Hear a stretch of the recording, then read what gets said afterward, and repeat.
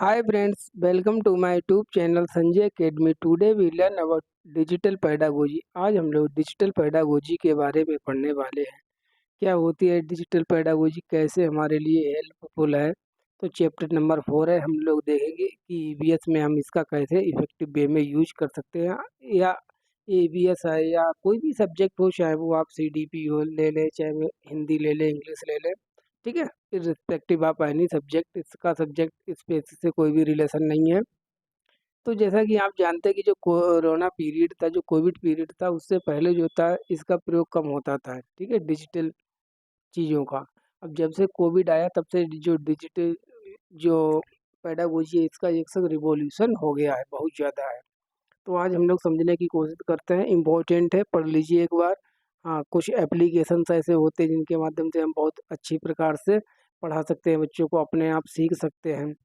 तो चलिए अपनी क्लास को शुरुआत करते हैं। छोटा ही टॉपिक है, बहुत जल्दी हो जाएगा, डोंट वरी अबाउट दैट, ठीक है। पढ़ते हैं। डिजिटल शिक्षण शास्त्र क्या होती है डिजिटल पेडागोजी।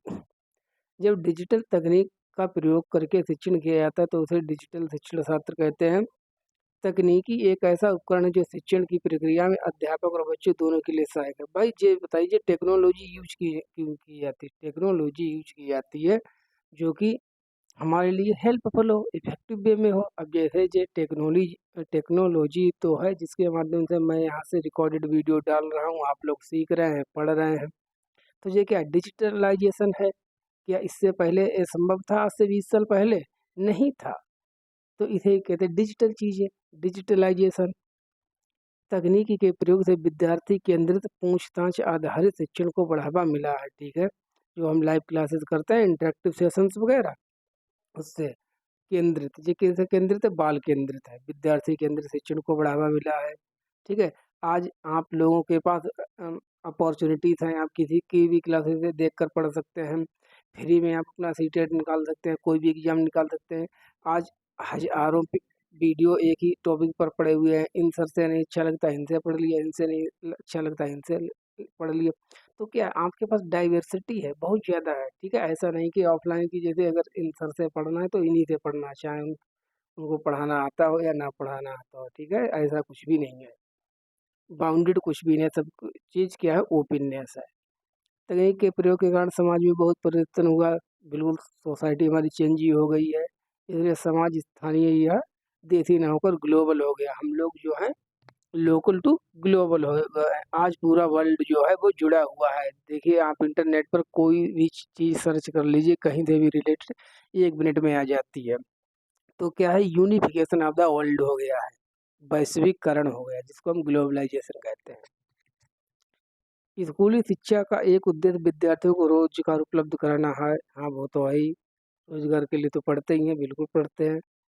डिजिटल पेडागोजी एक कौशल है, एक स्किल्स है, एक अभिवृत्ति एप्टीट्यूड है। इसका संबंध कक्षा कक्ष में अधिगम को प्रभावशाली कैसे बनाया जाए। ये डिजिटल पेडागोजी का यूज क्यों किया जाता है? भाई स्मार्ट बोर्ड होते हैं, इससे मान लीजिए आप किसी एनिमल्स को, अब शेर है, शेर किसी को पकड़ कर ला के क्लासरूम में थोड़ी ना दिखा दोगे। तो उसको क्या हमने पिक्चर्स के माध्यम से, डिजिटल पेडागोजी के माध्यम से स्मार्ट बोर्ड पर हमने दिखा दिया उसको, या स्लाइड फिल्म का यूज कर लिया।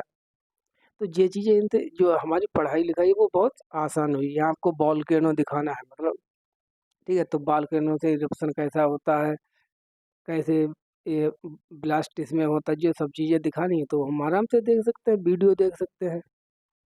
ये है डिजिटल शिक्षण शास्त्र, इससे पढ़ाई आसान हुई है। अब डिजिटल शिक्षण शास्त्र का महत्व क्या है ये देख लेते हैं, डिजिटल पेडागोजी का। इसके द्वारा नई नई तरीकों से विद्यार्थियों को परिचित कराया जाता है, नए नए मेथड से पढ़ा सिखाया जाता है। विद्यार्थियों में उन कौशलों का विकास करना जिसके द्वारा वे समाज में अपना महत्वपूर्ण योगदान दे सकें, कंट्रीब्यूट कर सकें। कक्षा कक्ष में विद्यार्थियों को व्यस्त रखना, ठीक है, इंगेज्ड रखना और शिक्षण को प्रभावशाली बनाना। एक ईवीएस में 5E कॉन्सेप्ट है। कौन सी है? 5E कॉन्सेप्ट, इसके बारे में हम पढ़ेंगे, ठीक है, बाद में। 5E कॉन्सेप्ट क्या है, इससे बहुत क्वेश्चन आते हैं। अगर आप 5E कॉन्सेप्ट आपने समझ ली तो ईवीएस के आधे क्वेश्चन तो आपके ऐसे ही सॉल्व हो जाएंगे। ये इतना ज़्यादा वास्ट है, लेकिन है मात्र 2 पेज की पीडीएफ, लेकिन ईवीएस की जो 5E है ये बहुत इम्पोर्टेंट। आगे चलिए। और क्या है, डिजिटल शिक्षण शास्त्र के द्वारा विद्यार्थियों में रचनात्मकता, हाँ, क्रिएटिविटी का विकास होता है, क्योंकि हम अलग अलग प्रकार से अलग अलग चीज़ों को सीख पाते हैं। डिजिटल सामग्री होती क्या है? डिजिटल शिक्षण सामग्री के अंदर इंटरनेट है, कंप्यूटर है, स्मार्टफोन है, टैबलेट है, टेलीविजन है, प्रोजेक्टर है, स्मार्ट बोर्ड है, ये सभी क्या है? ये डिजिटल चीज़ें हैं। आप जिस मोबाइल में वीडियो देख रहे हैं या लैपटॉप में हम जो बना रहे हैं, ये सब क्या डिजिटल है। अब डिजिटल शिक्षण सामग्री के उद्देश्य क्या है? What is purpose of digital pedagogy? छात्रों में पाठ के प्रति रुचि उत्पन्न करना। हाँ, सही बात है। भाई नई नई चीज़ों से हम पढ़ाएंगे बच्चे को, तो बच्चे का जो है मन ज़्यादा लगेगा, उसकी रुचि जो होगी वो डेवलप होगी। तथ्यात्मक सूचनाओं को रुचि के साथ पढ़ा। अब जैसे मान लीजिए कोई फैक्ट है कि लाल किला कहाँ है, दिल्ली, किताब में लिख दिया ऐसे ही। अब डिजिटल में क्या है, हमने एक उसका छोटा सा यहाँ पर फोटो भी लगा दिया कि भाई ये रेड फोर्ट है जो कि दिल्ली में है, तो बच्चों के अंदर एक इंटरेस्ट डेवलप होगा। और जो फैक्चुअल चीज़ें थी उनको मैंने बहुत ज़्यादा इफेक्टिव वे में पढ़ा दिया। तेज व मंद बुद्धि के छात्रों को योग्यता के अनुसार प्रदान करना। छात्रों को अधिगम प्रक्रिया के दौरान क्रियाशील बनाए रखना, मतलब एक्टिव रखना। देखिए, अगर आप कोई भी चीज़ यूज कर रहे हैं, चाहे तो डिजिटल पेडागोजी, चाहे किसी प्रकार की पेडागोजी यूज कर रहे हैं, बच्चों का जो है इन्वॉल्वमेंट है, उनकी जो एक्टिविटी है, एक्टिवनेस है, वो बहुत ज़्यादा इम्पोर्टेंट है। क्योंकि एनसीईआरटी 2005 में सीधे कहा गया है कि activity is heart of learning, as mentioned in NCERT 2005। ये क्या है? डिजिटल शिक्षण सामग्री का प्रयोग करते समय रखी जाने वाली सावधानी। अब आप प्रिकॉशंस कुछ भी होती है, ठीक है, इनको हम माइंड में रख कर ही पढ़ाएंगे, इन चीज़ों का यूज करेंगे। जैसे छात्रों की उम्र व समझ का ध्यान रखना।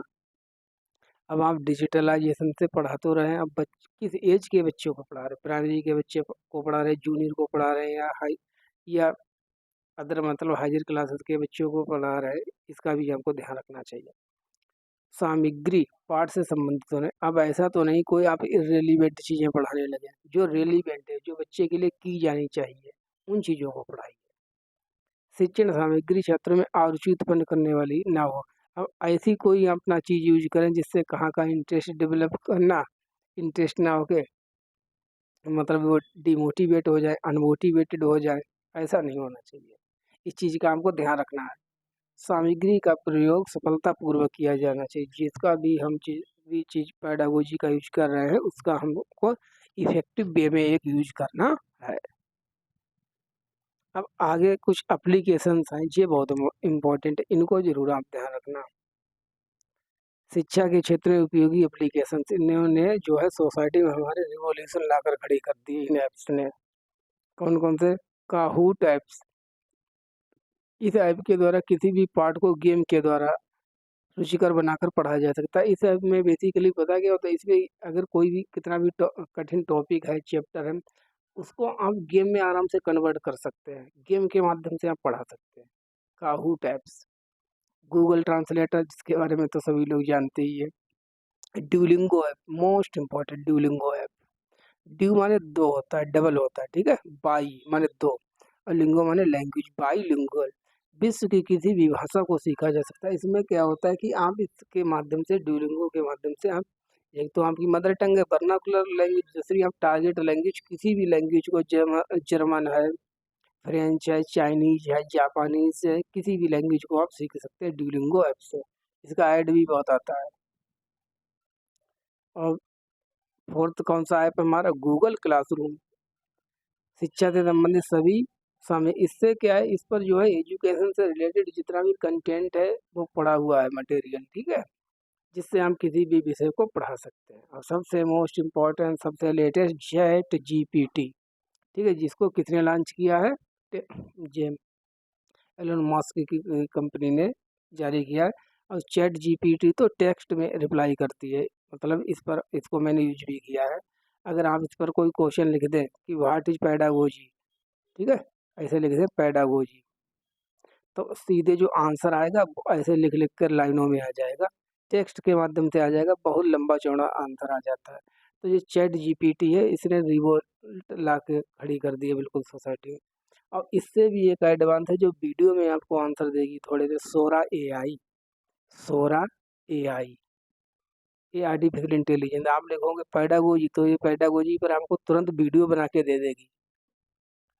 चैट जीपीटी तो अभी आपको लिख कर ही दे रही है। तो ये चीज़ें क्या है, ये चीज़ें हमारी जो पढ़ाई लिखाई उसको और ज़्यादा इजी कर रही हैं।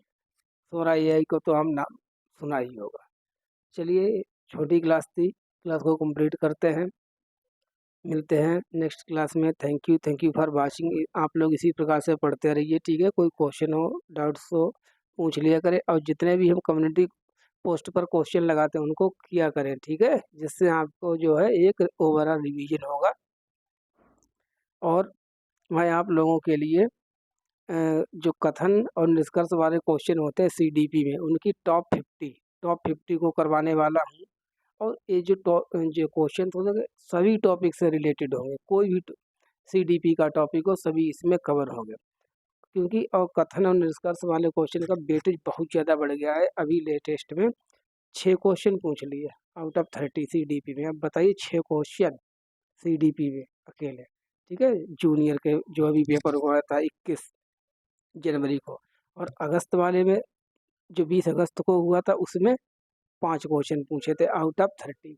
तो इन क्वेश्चन के लिए मैं आपको टॉप 50 क्वेश्चन करवाने वाला हूँ, इनसे बाहर आपका नहीं जाएगा। चलिए क्लास को कंप्लीट करते हैं। Thank you for watching.